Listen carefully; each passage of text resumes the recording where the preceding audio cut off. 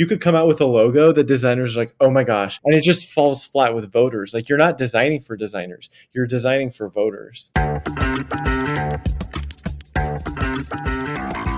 I'm Eric Wilson, managing partner of Startup Caucus, the home of campaign tech innovation on the right. Welcome to the Business of Politics show. On this podcast, you're joining in on a conversation with entrepreneurs, operatives, and experts who make professional politics happen. We're talking with Hunter Schwarz, a journalist whose Yello website and Substack chronicles everything related to politics and design. His newsletter is a weekly must-read for me, and if you're subscribed to Learn, Test, Optimize, you know I link to his stories all the time. He's been a reporter at CNN, The Washington Post, IJ Review, and BuzzFeed, so he's got a long track record of bylines. In this episode, we discuss the role of branding in modern politics, what he thinks about the 2024 Republican logos, and the design trends he hopes cross over into politics. So, Hunter, what role does branding play in modern political campaigns? I really see branding as part of communication. Similar to rhetoric, it's about consistency of message. If you go to a campaign rally, for Bernie Sanders, you're going to expect him to talk about the millionaires and billionaires. If you see a graphic from him, you're going to expect to see, his color scheme, his typeface jubilant. There's kind of, you want this consistency across visual communication to communicate to voters. And one thing that I think that separates design and politics from other forms of design is that you're dealing with a lot of constraints unique to politics. You have to build a brand that other designers can work with on the fly. You don't have a lot of time for a lot of this stuff, so you need to be able to produce a high volume, and kind of different from like corporate branding where it's infinite. You're constantly advertising to grow your brand's revenue share. Political design is finite. Like, you have until election day. You're working on this startup, and you're trying to get people to vote for your candidate or cause. So there's a lot of constraints that make it different than other forms of design. But I really think it just comes down to communication. Yeah, and you hit on, of course, the real challenges, which are the logo has to be used everywhere by everyone, and one of the things that has made it even more important in 2023 and beyond is that there are so many new places to put your campaign's branding. So you think about Facebook, Twitter, Instagram, YouTube. In addition to what you previously had to do, which were yard signs, bumper stickers, letterhead, right? And we're just seeing it so many more places, and more voters, of course, are getting their information online. So it really has shot up in importance over in the online era. Yeah. And I think you're reaching, you talk about you have to be on all these different platforms, and there's different sizes for the graphics too. There's all these considerations that come into that. And I think another thing is, I've been doing a lot of research lately about the evolution of campaign merchandise and ephemera. And just, you kind of have this point in the mid 20th century where it goes from being stuff that's for mass consumption to stuff that's more for your true believers, your core supporters. And that's really made me wonder, kind of where are we in going into 2024 in terms of how much of this stuff, because I think you are trying to reach both audiences. You're trying to reach a mass national audience, but you're also communicating to your supporters. So it needs to be a brand that can be capable of doing both of those things.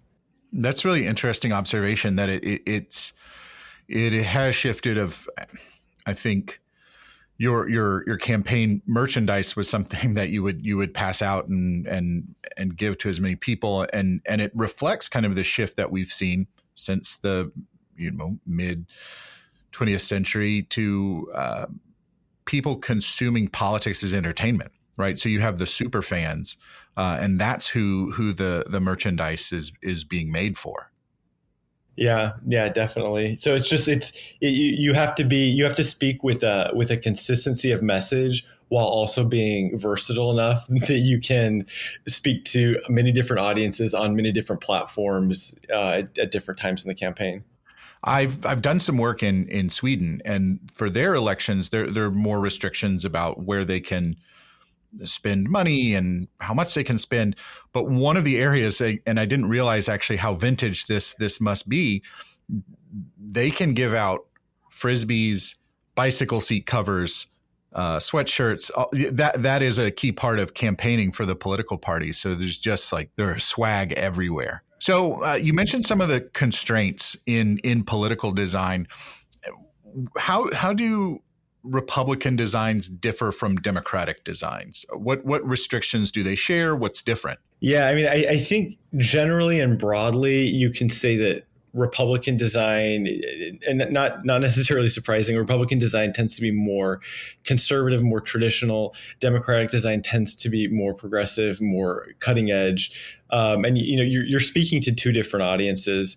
You have these two different brands. So if you see a yard sign for a candidate that is in a serif font, it's red, white, and blue, there's a flag, stars, and an eagle on it, you can make an educated guess that's a Republican. If you see a sign that's purple, orange, and turquoise, and it's a sans serif font, and it looks modern and contemporary, you can make an educated guess that that's a Democrat. But kind of by and large, most design in politics tends to be sans serif.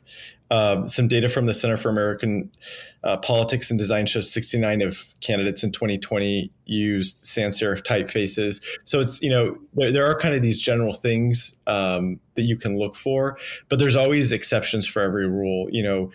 Bernie Sanders has a serif font. No one's going to accuse him of being a conservative.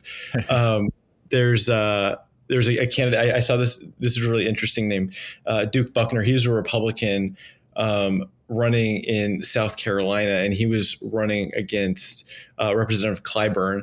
And he used this logo that is a black, green, and red, the colors of the Pan-African flag. And it's that's not something you're going to see with a Republican like Arizona. But when you're running against Clyburn in a district with a lot of black voters as a Republican, you want a way to communicate to your voters. And so it's just, there are some of these rules.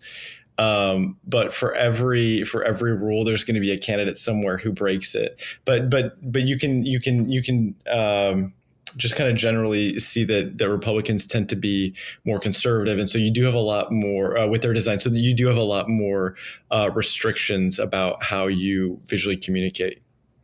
What do you think drives that? Because I think there's kind of a chicken and egg problem. On one hand, you go back to 2020, right, where you had some of the top design firms in the country were creating work probably at a very reduced rate for the Democratic presidential contenders. We don't have that sort of affiliation on the right. Is that one reason, or is it our voters are older, more conservative, looking for something more traditional, and so whatever's new, trendy in design isn't going to fly? I would say it's more about speaking to your voters and wanting to have a conservative visual message, because it's by doing that you're reinforcing your message of conservative values. It is interesting thinking about the political orientation of the design world, and Democrats definitely have an edge today, but it hasn't always been that way. There was actually back in 52, 56 elections, Republicans, the Eisenhower campaign was able to get a lot of support from big advertising agencies, and the Democrats had a harder time. So you do, just because that's the way things are today, it hasn't necessarily always been that way. And I think it's interesting kind of how that works, and I'd be interested in how it changes and whether we'll see that continue to change. But yeah, definitely a lot more of the design world is on the liberal side. Yeah. And so I call them campaign logos. I know designers might prefer the term word mark, since often the candidate's name is in there, but that's the brand. But campaign logos are one of those things about politics where everyone has an opinion. Yeah. informed or otherwise. But what do you look at as an expert in a campaign logo to judge its effectiveness? Yeah, to me, is it congruent with the candidate and his or her campaign message? If you look at that logo and you're like, "Yep, that looks like him. Yep, that looks like her." Yeah, like it just it if it reinforces the candidate's message, that's what's effective to me. I think a lot of times in this space, logos are really Rorschach tests. Like people can see what they want into them, and so I think one of the things I try to do is it. I think criticism is more than just having an opinion and putting it out there. There's the Washington Post critic at large, Robin Givant, has this saying about that it's the good criticism is rooted in journalism. And so it's more than just having an opinion. You can, and I think designers, you can look at logos and nitpick things like kerning and stuff, Right. but you have to really think like most of this stuff is not for design nerds. You're designing for voters across the country who don't spend all day like looking at fonts like I do. So it's like you really are, the effectiveness to me is, does it match the candidate and their message? Yeah. And I look at it at logos from a totally different perspective than the branding and messaging component. I think of it as like, okay, how is this going to work as an icon? What's the favicon going to look like on the website? How does it look against dark backgrounds? How is it going to, do they use too many colors? So when we print merchandise or do embroidery, is it going to cost extra? Is it readable on a yard sign when someone's driving by? Those are the kinds of things that I'm looking for to judge whether a logo is effective or not. And so it's hard for them to do all of those jobs at all once. the use cases. Yeah. And I think it is fair to say, even if most political design doesn't stand up to scrutiny from design world, I still think we don't think enough about it, and we could spend more time on being intentional about it. I've been involved in some logo processes that were basically non-existent, right? Some we put the candidate's name and it's in red, white, and blue. And then others where it's, okay, we're going to be thoughtful about it and maybe too cute about it. And there are things that people aren't going to get. Yeah. There's this line you have to walk, I think. And so let's start with Joe Biden before we dig into the Republican side.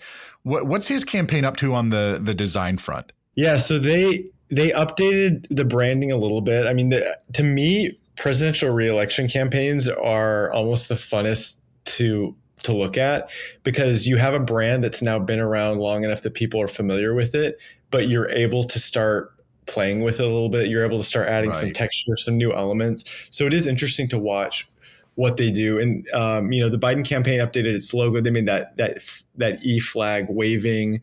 So just like a small little touch that, you see that and that it's the 2024 campaign and not 2020. And then a lot of the elements I've seen so far of their campaign is they've, in addition to the red, white, and blue, they've introduced kind of this parchment color. There's a lot of handwriting elements, which I think is, I feel like there's a lot you can do with that from a president running for re-election, kind of this human touch to it. So yeah, it kind of feels like they've taken the brand and they've updated it and are just kind of offering this 2024 version of the visual brand. Yeah, I really like the handwriting elements just because you've got this very old president who is not a digital native by any stretch of the imagination. And so to your earlier point of how do you connect the design with the candidate, and it's a digital first campaign in a lot of ways. And so having that handwriting is pretty cool. And I don't know if you have any of the backstory on it, but it sure does look like his handwriting. Yeah. And you're able to do stuff, you communicate with donors that way. I think when everything is digital, being able to put in an element that looks human done, I think there's a premium on that, kind of the way design is heading. So, yeah. You're listening to the Business of Politics show. I'm speaking with Hunter Schwarz, author of Yello on Substack. about political design and the 2024 race. All right, Hunter, let's dig into the Republican 2024 contest. What trends are you seeing among those candidates in terms of logos, design, and branding? Yeah, my first reaction when I compared the logos from 2024 to the Republican logos from 2016 was just how underbranded and neutral the 2024 candidates seem. When you look back at the 2016 campaign, there was a lot of uh, campaigns were doing a lot of different stuff with their logos at the time.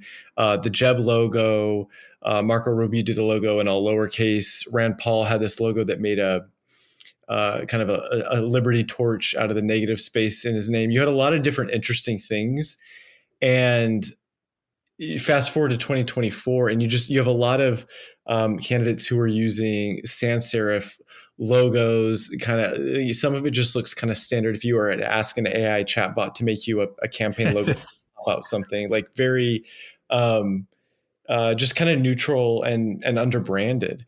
Obviously not all the candidates are like that, but I think it is interesting just because of the kind of primary that 2024 is. You have this established branding from Trump that he updated it slightly, but he's sticking with that really well-known logo. And so 2016, where that was an open primary, I think you see that in the design. You see a lot of different possibilities, and just 2024 is a different race. And that's just kind of my impression looking at all the design so far. Yeah, you definitely see this trend of whoever the most prominent figure in a political party is really setting the tone and the design for that party. So, for example, in 2009, Bob McDonnell won Virginia governor. It's kind of the first Republican victory post Obama. Every candidate in the country wanted to have a Bob McDonnell style logo, and that proliferated. We saw the same thing with Alexandria Ocasio-Cortez when she ran and won, came to prominence. There was the AOC slant, and that color palette of the purple and yellow. We just kept seeing it because people were showing their affiliation.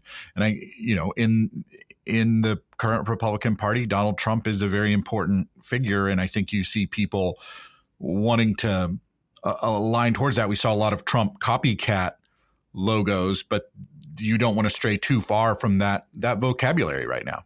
Yeah, and maybe that's part of what designers, the struggle they're having with. How do you compete against someone who's leading in the primary, who has a well-established brand, and you don't want to stray from it, but you don't want to copy it. So where does that leave you? Yeah. So which Republican presidential campaign, in your opinion, has the most effective logo right now? Well, there's three that really stand out to me. I think Mike Pence and Asa Hutchinson, for their use of serifs, are very, like, you look at it and it's like, wow, that really does stand out in a world where sans serifs are the standard. And I've written about that and just how both of those candidates, their message is really this throwback conservatism that I think really aligns with their branding. It looks very Reagan era. Right. So yeah, those really stand out to me. And then Doug Burgum has a logo that I described it as, it looks like a statewide, like a U.S. Senate candidate logo in a swing state. Like it to me, it does read conservative, but it's also not standard conservative. Like, I feel like it's speaking to a really broad audience. So those were the three candidates who I think did something that's a little bit different from the rest of the field. Yeah, in your piece about the Mike Pence serifs and his logo, I really like the Facebook ad that you pulled for that. I mean, because it looked like it could have been from the 1972 Nixon reelection campaign. It had that feel, and it was just like really cool, good design. And I was like, oh, like it made me take notice. And so it's interesting that you've identified that. And then, the Burgum logo certainly stands out. And I think it's also worth noting that those are also campaigns that are trying to get attention, right? And so you can take a little bit more of a risk visually. Yeah, definitely. Besides those, are there any logos that stand out as unique or innovative in terms of branding or design? And maybe it's a subtle detail that you appreciate. The Schwarz campaign is they kind of did a Trump style logo with the candidate's name inside the box, but they do it with this red to blue gradient, which is kind of fun. And the Biden campaign really did a lot with gradients late in the 2020 campaign, but I don't know, I don't think gradients read as liberal. And so it's interesting to see how those pop up elsewhere. Say the Schwarz campaign is using those. The DeSantis campaign on their website, they kind of have this gradient background. So it'll be interesting to see if that's something that gets play. But yeah, I mean, I just like the Christie logo is very similar to his previous logos. Just like I look at the Nikki Haley and Tim Scott logos, and they're just kind of standard there. And they've done other stuff design wise, but it just in their logo, it's pretty standard. Yeah, and this is one of the harder conversations to have on a campaign because you're limited by time and money and resources. And I appreciate good design. I know a lot of listeners do as well. But figuring out what is the I guess cost benefit analysis of good design it is hard in political campaigns because, like you say, it's one shot. You don't get to go back to a focus group and try it again. You just have to start branding yourself from day one. I've always thought about, well, how could we measure that? What is the impact of good design? Because I have to believe that it has some impact, but I just don't know how big it is. Yeah. And I mean, there could be value to an underbranded logo. Like, I don't necessarily think having the coolest logo is always like a logo doesn't win you an election. I think there are races where being underbranded is to a candidate's benefit. And I mean, my kind of thought when Haley announced her campaign, I just I looked at some of the polling data, and there's a lot of voters that were unfamiliar with her. And so to me, I'm almost like, maybe here she's doing an underbranded logo because she's introducing herself. Like, a lot of people don't know who she is. And so if you're able to come out with an underbranded design, you're able to introduce yourself. And maybe there's not a cost to that. So yeah, I think there's all kind of factors in play in terms of like what the race is, who the candidate is, what the style is of the time. And I think you could make arguments for a lot of different stuff. Because yeah, I mean, you could come out with a logo that designers are like, oh my gosh, this is the yes, we love this logo ever, and it just falls flat with voters. Like, you're not designing for designers, you're designing for voters. I mean, I think that's. There are a couple of other things happening too, which is, we heard about it in a previous episode about creative on a budget. Sometimes the lower production value stuff does better with voters because it reads as more authentic, right? So if you look too polished, too corporate, that can actually harm your campaign. Another thing that I think might, again, it's sort of like psychological and counting the angels on the head of a needle. But what does that say about the campaign, right? If their branding isn't top notch, is it because there's an organizational issue? They have disagreements about what their messaging is, right? Can you diagnose other issues from the logo? And it's an interesting question to consider. Anything else that's jumping out at you in the political design space right now? Obviously, all eyes are on the 2024 presidential candidates, but we're starting to see some designs for this cycle. Yeah, I think with the polling now showing the likelihood of a Trump Biden rematch, maybe there's kind of like a stall in kind of new design trends. And so maybe if the race if the presidential race doesn't end up giving us any new design tropes, like it might come from congressional or House races. Like you mentioned AOC, like if you're able to win a race and get nationwide attention, your branding is a winning brand, and other candidates want want to tap into that. So yeah, we might see a lot more interesting design happen down ballot at the congressional level. And then I think also with these Republican logos, this is just the beginning, and we'll see as they progress, as campaigns progress, they get more resources, they have more specific design needs. And so as we get closer to the primaries, I think we'll see to what extent these Republican brands develop for the primaries, and that'll be interesting to watch. And then, yeah, I think it'll be fun to watch the Biden and Trump campaigns with these very well established brands. How do they play with those? How do they make those both familiar to voters and still feel of the moment, and convince voters like I'm the guy to lead in 2024 and beyond? Well, this is something we've talked about before, and jumps out to me is the borification of logos. So we've seen a number of members of Congress, of the House, who are making or trying to make the leap up to Senate, and I think in a few cases they've gone from having relatively interesting logos to something that was a little bit more boring and standard. So yeah, some of them it felt like kind of a downgrade. It did not seem like they were leveling up to like a bigger statewide race. And I wonder if that's just, again, you're introducing yourself to a whole new audience. They're not your constituents. You don't have a track record.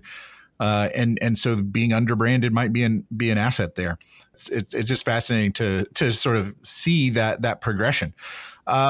Shifting outside of politics for a moment, what's a design trend related to branding that you're seeing in commercial or entertainment space that you hope makes the jump into politics, or maybe you think will make the jump into politics? Yeah, well, my two favorite brands right now are Burger King and Threads. Burger King, they're doing this throwback look, but so maybe the Pence and Hutchinson campaigns will want to keep an eye on this. But it's like they're able to do this old logo. They've updated a little bit.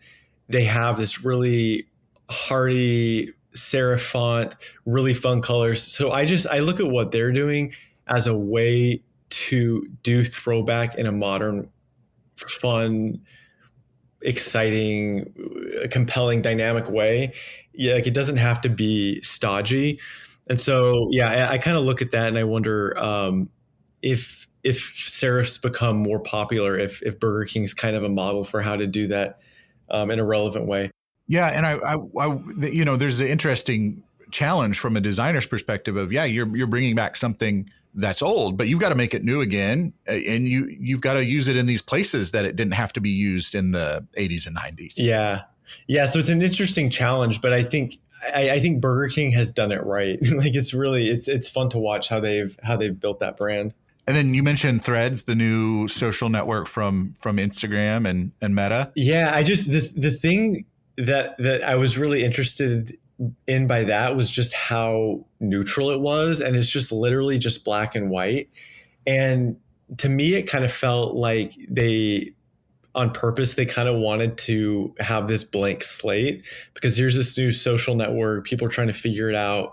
What is the vibe? What is the tone? And so to me, I kind of like that they didn't really put a whole lot of branding into it. They have their @logo, but the app is otherwise just kind of simple black and white. And then with their branding, they kind of throw in that Instagram gradient, sometimes tying it with the other app. So I was just really interested in that. And I saw the value of being underbranded when you're launching something like that. So those are the two corporate brands that I've really taken note of. And, to the extent that those are things that end up in political design, we'll see. But the Threads branding, again, that goes to the point of like, they're able to be underbranded because they got to 100 million users in like a week, right? There's something about their distribution that they were already a behemoth, that they, it was almost like, oh, well, we better have a logo for something, and so like, let's put it together. I know there was more thought into it than that. But I do like their ribbons that they have in some of their branding. That's been pretty cool as well, and a little bit more designed. Yeah, we'll see if it stands the test of time, but Well, my thanks to Hunter for a great conversation. Make sure you go subscribe to yello.substack.com for the latest in politics and design. It's a must read for me every week. If this episode made you a little bit smarter or gave you something to think about, all we ask is that you share it with a friend or colleague. You look smarter in the process, so it's a win-win for everybody. Remember to subscribe to the Business of Politics show wherever you get your podcasts so you never miss an episode. You can also sign up for email updates on our website at businessofpoliticspodcast.com. Thanks for listening. We'll see you next time.